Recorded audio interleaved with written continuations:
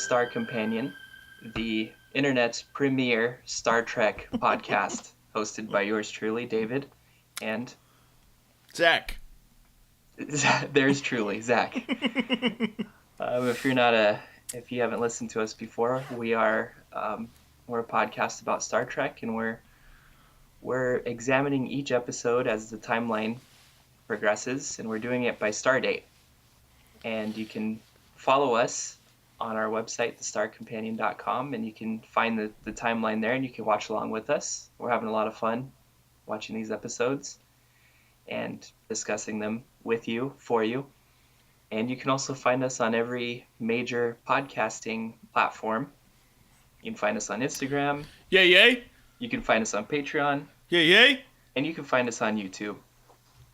We're everywhere, baby. What? That's right. Yeah. Yay. Like I said, number one premier Star Trek podcast on the internet. Premier. Yeah. Gotta tell you, much better than anything I've done thus far. Yeah. Well done.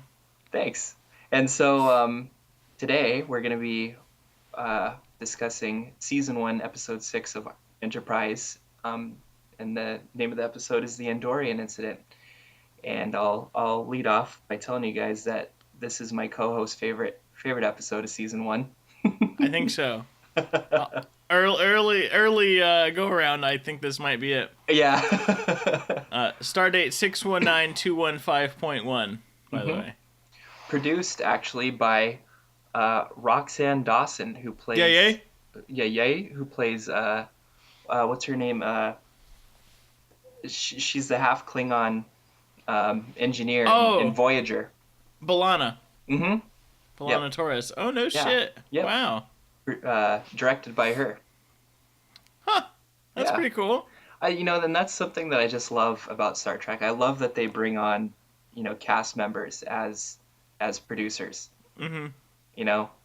It's just such a testament to how strong the brand is, and how confident they are with their talent that they bring in people that, have worked on the series to come in and direct these episodes. Yeah, it's it makes it adds a sort of family to it, a sort of sense of definitely. This is Star Trek. This is family. This is a safe space where you can explore your creative endeavors. Mm-hmm. Boldly go. Wherever you want. No man. Ever want. Wherever you want. Ever went before. Ever. Man or woman. So, do you want to summarize this episode for everybody? Sure. Okay. Or at least start off on the summary. Yeah. My non-long-winded summary is Enterprise and Co. are out exploring the galaxy, and they're looking at a star map, and Archer says, "Hey, there's nothing on this star chart here from the Vulcans, but..." Right to Paul? Huh? Right. Isn't that crazy? Because when you look out the window, there's a planet here. I think we should stop. And T'Pol says it's Pajem, a Vulcan holy site where they engage in Kolinar. They purge themselves of their emotions. Mm-hmm. It's actually the first time it's ever been shown. Mm-hmm. And she also she's hesitant, and she kind of advises them not to go. But Dad says, you know what? Let's go pay him a visit. Because Dad knows best, and Mom is she's a buzzkill. Mom's just being a buzzkill, man. Dad just wants, Yeah. Mom never. Mom never. And then, so they end up going down there, and T'Pol's got a lot of rules, and Archer and Trip are very like, oh, yes, okay, definitely, we'll follow those. All right. I love how she lays out the rules, by the way, and immediately Archer's like, man, going through Starfleet was a lot harder. And it's like, dude, you came up with this idea. Why are you bitching?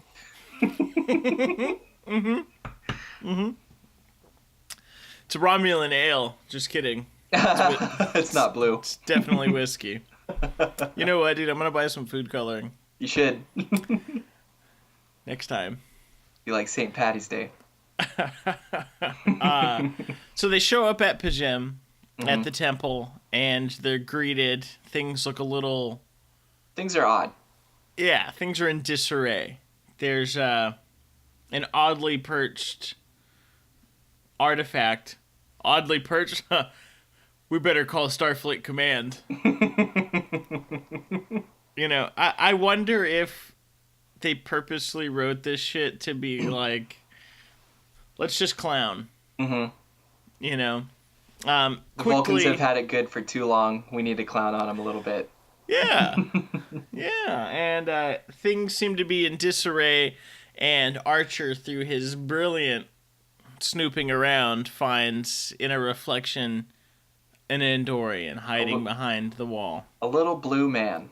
A little blue man. And I believe this actually isn't Shran yet, is it? No, it's not. And so they get into a fight. They knock over the little tapestry wall thing. And then a bunch of extra Andorians show up. And take them hostage. And the reason why the Andorians are there is because they think there's some sort of deep space communications long-range sensor array. Long-range sensor array. There you go. And the Vulcans deny profusely. They say, this is our monastery. This is our sanctuary world. We couldn't possibly have an array here. It's a whole planet. What sensor are you talking about, Mr. Policeman? The sensors. We don't have them here. And the Vulcans are like, no, this is our culinar. This is our culinar planet. Whoa! Why would we have technology here? And so, they start beating up Archer, because they think Archer's arrival is a little bit too coincidental, and they're like, Dad knows. Yeah, this guy, number one, he seems like my dad. Number two, there's something afoot here, and we really think this long-range sensor is here, and we're gonna find it this time, because one of the monks says that they've came, maybe like 2 or 3 times before, and they get all agitated and get all in a huff, and break some shit and leave, which I find hilarious. I fucking love it. And then so when they're beating up Dad, it's Commander Shran. Mm-hmm. I think Thylac Shran, who I personally think is one of the best characters in all of Star Trek. Jeffrey Combs is a fucking gem. Well, and he becomes a really pivotal character in Enterprise, doesn't he? He does. He becomes indebted to Archer due to this episode. Mm-hmm. And then they do this kind of back and forth thing. It's unfortunate Enterprise ended 4 seasons in because allegedly Shran was going to become a regular member on Enterprise. That would have been cool. Which would have been dope. But we do get to know that as Shran's beating up Archer, we get the first utterance of, I think, the best name call ever. Answer me, Pinkskin. I love it. I'm there. I'm in. I think it's about episode 6. I'm in. Mm-hmm. Let's go. He calls them Pinkskins. That's right. It's time for pigmentation-ism. Yeah. This whole... We've got all this anti-Vulcanism nonsense. Let's get some Pinkskinism in here. Yeah. Don't get your antennae in a twist. Yes. Those little feelers on top of their head. Did you know they have puppeteers for those? I don't know if you looked in the credits. Oh, do they really? Yeah. So they had 2 different puppeteers who had to, control these the whole time. I would have loved to. That's my dream in life, is to find just a useless job like that and make a ton of money doing it. I agree.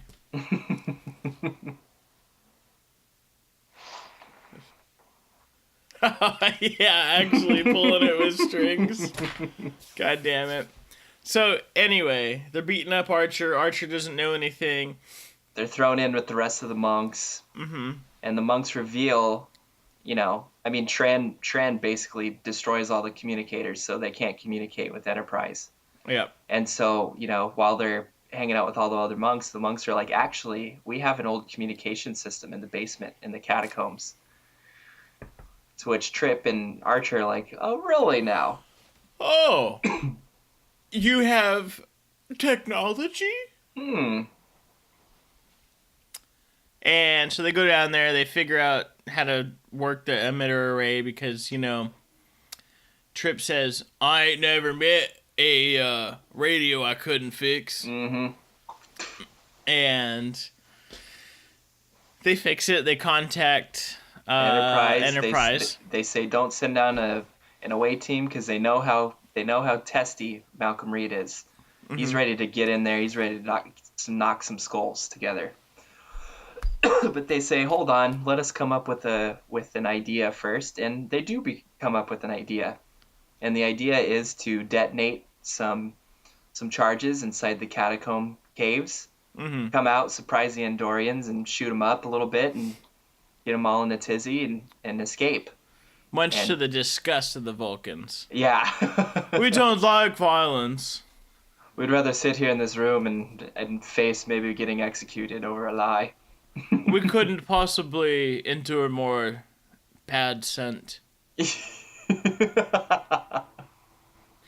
Christ. They reveal the nasal agent. Yeah, they do. Yep.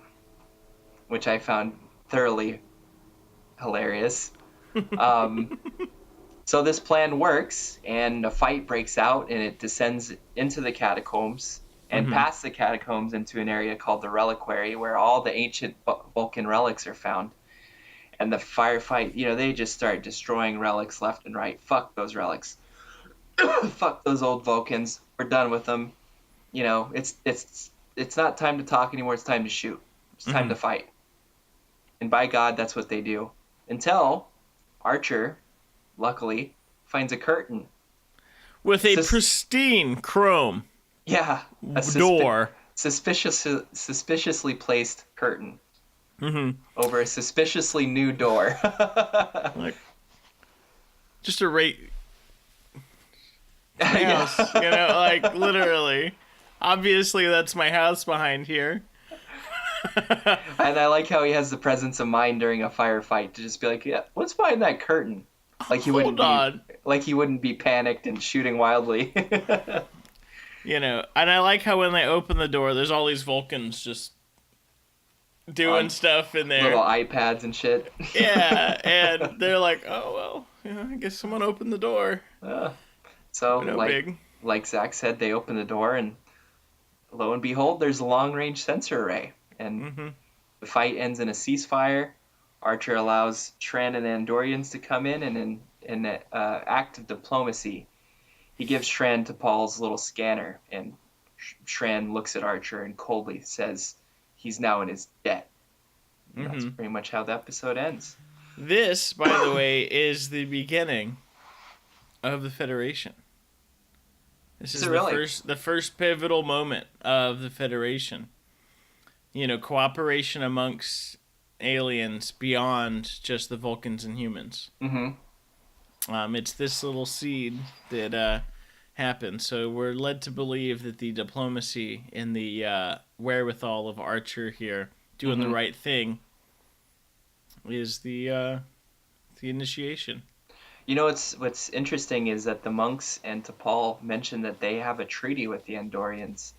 And I imagine this long-range sensor would violate the treaty. So, they've always kind of been at odds. And I assume they've been at war probably sometime in the past. So I imagine this would probably violate that treaty. And obviously they don't go to war because Shran comes back and helps in later episodes. But it's just interesting to think that, nothing comes of that on an intergalactic level.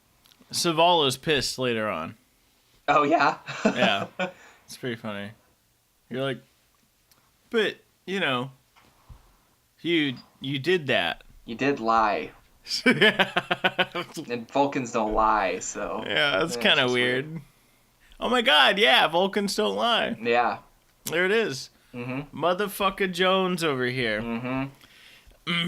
Continuity Jones right here. Continuity Jones. I always say that about you. Did you know that the Gorn were originally supposed to be the villains in this episode? The Gorn. I'm not I'm familiar with the Gorn. Who are they? You know that video I took of Kirk fighting with that lizard man? Oh, okay. That's the Gorn. And which personally I would have enjoyed. Yeah. That is probably the best fight in all of Star Trek. In all of TV. Yeah. Oh my God. In Discovery, which we'll be covering later, is Yes. In the most recent episode, 2 episodes ago, Michael Burnham throws in a full hand, one of these, and I was like, oh my God. That's it. One of the Heimlich maneuver on the back. Punches on the back. And that episode was directed by T Takes Franks. And but anyway, so the Gorn were replaced by the Andorians because unlike the Andorians, they were considered to be unable to talk. Which I think is a really interesting sort of continuity point in that the Gorn didn't talk when they were with Kirk. Yeah. I mean, he's a fucking alligator. Yeah. I mean, they're able to trek across the galaxy, but they just roar at each other. Just growl. Oh, man. Other continuity. So, yeah, this episode depicts the first contact between Starfleet and the Andorians. It was the first episode to prominently feature Andorians since the animated series' The Time Trap in 1973. Obviously, the first of many with Andorians owing human a favor or vice versa. First episode in which Malcolm Reed commands the ship in absence of Archer, T'Pol, and Tucker. It further establishes that the Andorian system, as David said earlier, the Vulcans and them are our neighbors, which was first implied in DS9 in the episode In the Pale Moonlight. And before using the transporter, a concerned tactical crewman says he has heard stories regarding transporter usage by humans. Some of these stories are elaborated in Daedalus, which I believe is the episode in where Hoshi gets trapped in the data stream. This is while harassing T'Pol, Tholos mentions Caliphie, although not by name, but calling it Vulcan mating ritual, a ritual performed by Kirk and Spock in Amok Time. Nice. The one where they fight with the giant Q-tips and stuff. I believe that's it, yeah. Yeah.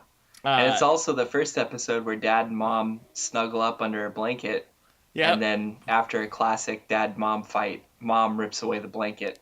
Yeah. And leaves Dad cold. That's how it should be. It should be, yeah. Dad deserved that. Dad just charged right into this planet without thinking. And that's his problem. And I've said it since day one. You have said that since day one. He plays too fast and too loose. I think, one of the other main problems of Dad here is his overacting.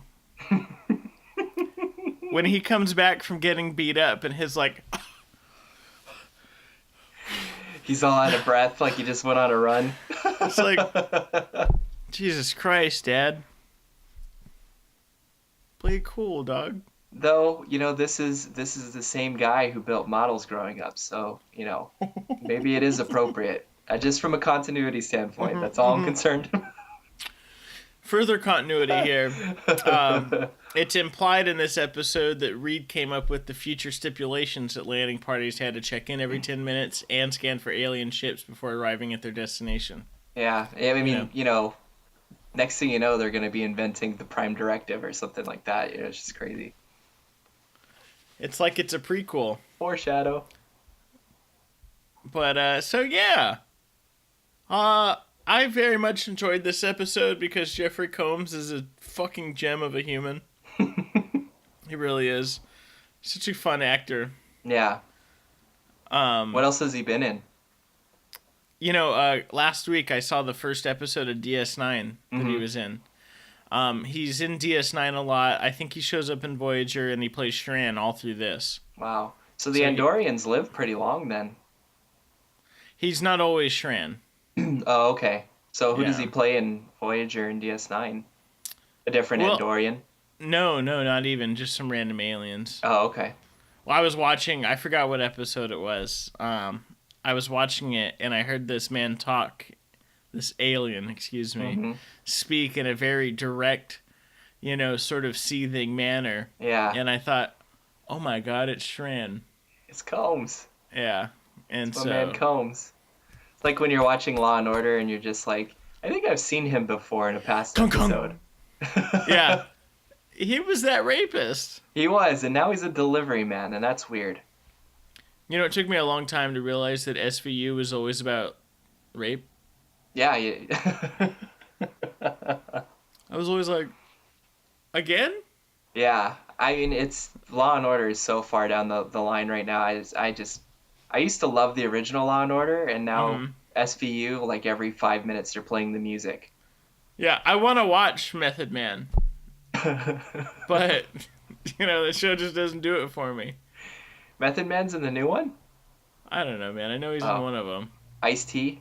Ice-T's in it. Ice-T for sure is, but Yeah. Method Man plays one of the main detectives. I think if you're a celebrity of any stature and have lived in New York for any amount of time, you just end up on Law and Order. They're just like, hey, you available today? We're going to shoot an episode. You want to make a quick $5? Yeah, the Snapple guy, the construction guy from the commercial. Yeah.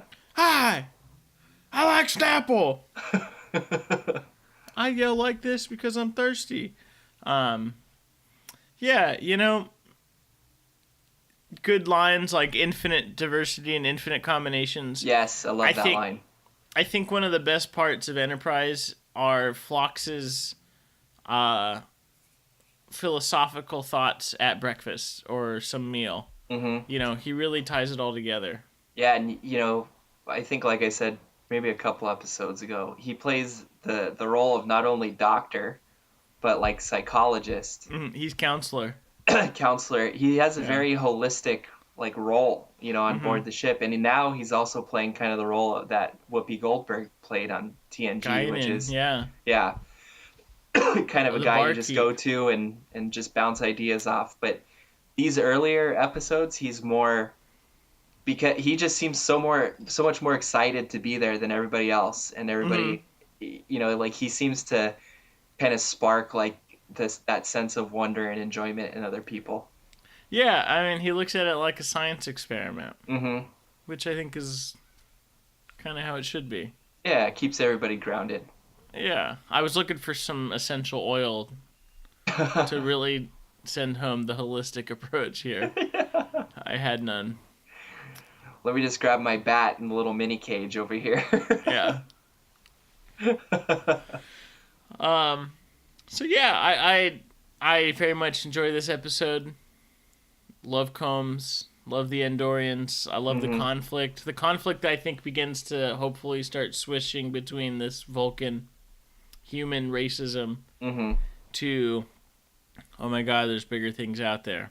Yeah, and it displays that even though the Vulcans are logical and they've been helping the humans out and they help other races out with getting to be more technologically advanced, it shows that when you have that type of power and you have that type of arrogance about your intellect and your ability, you can't abuse it, and they reap what they sow. I'm trying to see if the next episode, it is not. It's called Breaking the Ice, which made me think that it was the Borg episode. Yeah. Yeah. It's not. It's too bad. David loves the Borg. I love the Borg. They're my favorite. I actually tried to find a Borg flag to put behind me, but all the ones that I found were either too small or they were like a paper poster, and I want something like yours. Mm-hmm. Maybe I'll make my own. Anyways. So anyway, this has been the Star Companion. Great episode. They actually ranked this, I believe, like number 100 out of the 100 essential Star Trek episodes to watch. Word? Yeah. And, whoa. I my knowledge of Enterprise only goes so far, but I do know that this is a pivotal moment for Enterprise because they've introduced Shran. I know Shran comes back in a few episodes and helps out, and then, like you said, they kind of go back and forth over the next couple seasons. Yeah. And he is a good character. I will give you that. Thanks. Yeah. I know I don't give you a lot, but I'll give you that. He doesn't. He really doesn't. So yeah. Thank you all for listening. Yeah, you can find us on Instagram. You're probably listening to us on a podcast platform right now. Tell your Um, friends. tell your friends. I think at this point, the video should be live on YouTube because I've edited already the first two, so Fuck yeah. it's getting a little bit faster. We'll see if I can keep up with the audio portion of it. Excellent. Well, But yeah, we yeah, just want to get it out there for everybody. Yeah, send us an email, thestarcompanion@gmail.com. let us know what you think. Mm-hmm. And, yeah, thanks. Yeah, take care of yourself.